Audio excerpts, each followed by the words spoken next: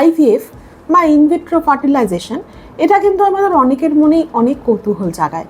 শুধু যাদের প্রয়োজন বা যারা ভাবছেন যাদের আইভিএফ করাতে হবে তাদের জন্যই বলছি না, এমনি একজন বিজ্ঞানের পূজারী হিসাবে আমরা কিন্তু এই যে নতুন নতুন যে আমাদের আবিষ্কার যেগুলো হিউম্যানিটিকে অনেকভাবে এগিয়ে দিয়েছে সেই জিনিসগুলো জানতে আমরা ভালোবাসি। বিশেষ করে যারা সায়েন্সের স্টুডেন্ট তারা তো আরও ভালোবাসি। তো আমি আজকে একটা ছোট্ট ভিডিওর মধ্যে, একটা ছোট ভিডিওতে হয়তো হবে না, আমি যেটা চেষ্টা করব সেটা হচ্ছে সিরিজ অফ ভিডিওর মধ্যে কি করে আইভিএফ করা হয় সেটা এবং তার সায়েন্টিফিক বেসটা কি খুব সহজ ভাষায় সবার জন্য আমি বলবো। ফার্স্ট যেটা পার্ট আইভিএফের সেটা হচ্ছে ওভারিয়ান স্টিমুলেশন।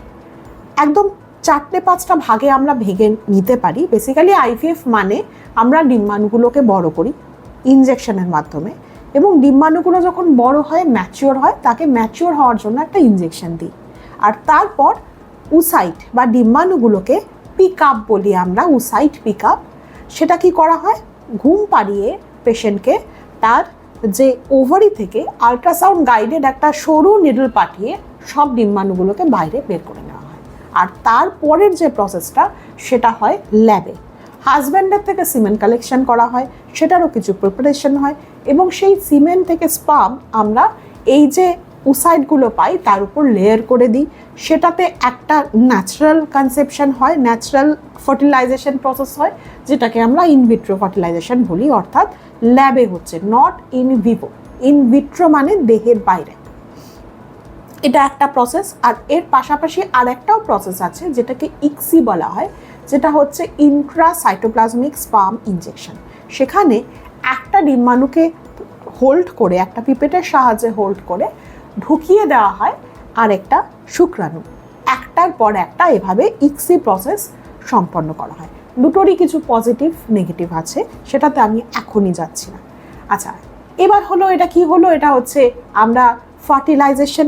আমরা অ্যাকচুয়ালি একটা শুক্রাণু আর একটা ডিম্বাণুর মিলনে সাহায্য করলাম, কিন্তু মিলন হওয়া মানেই যে ফার্টিলাইজেশন হলো, একটা ভ্রূণ তৈরি হলো সেটা নয়। সেটা আমাদের পরের দিন চেক করতে হয় যে সত্যিই কি ভ্রূণ তৈরি হলো সেই শুক্রাণু আর ডিম্বাণুর থেকে।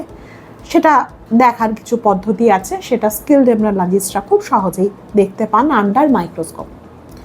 যখন ফার্টিলাইজেশন চেক করা হয় সেটা সাধারণত পরের দিন দেখা হয়। এই ফার্টিলাইজেশন চেক করার পর এই যে ফার্টিলাইজ যে ভ্রূণটা সেটাকে কিন্তু আমরা আরও গ্রো করতে চাই। বেস্ট পসিবিলিটি হচ্ছে যদি আমরা ব্লাস্টোসিস্ট অবধি নিয়ে যেতে পারি, সেটা হচ্ছে পোস্ট ফার্টিলাইজেশন আরও 5 দিন। এবং ব্লাস্টোসিস্টের বেশ কিছু গ্রেড আছে, তার সেল নাম্বার কীরকম, সেলের কোহেশন কীরকম, বাকি তার মরফোলজিক্যাল আরও অনেক কিছু প্যারামিটার্স আছে যেগুলো দেখে তার গ্রেড করা হয়। এবং তার দুটো লেয়ার থাকে, একটা হচ্ছে ইনার সেল মাস, একটা হচ্ছে বাইরের দিকের যে ট্রফোব্লাস্টিক লেয়ার। এই দুটোর গ্রেডিং করা হয় এবং সেই গ্রেডিং অনুযায়ী বোঝা যায় যে ব্লাস্টোসিস্টটা কেমন হয়েছে। এটা গেল মরফোলজিক্যাল।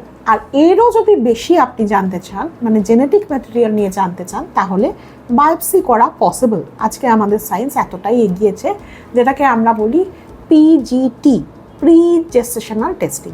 যদি আমরা মানে এটারও অনেক ভাগ আছে, পিজিটি এ, পিজিটি এম, পিজিটি এসআর, যেটা বয়সকালে যে কোনো অসুবিধা হয়েছে কিনা, কোনো ক্রোমোজোমাল ত্রুটি আছে কিনা সেটা জানার জন্য যেটা করি সেটাই মোস্ট কমনলি করা হয়, সেটাকে আমরা পিজিটি এ বলি, অর্থাৎ প্রি জেস্টেশনাল টেস্টিং ফর অ্যানিউপ্লয়েডি।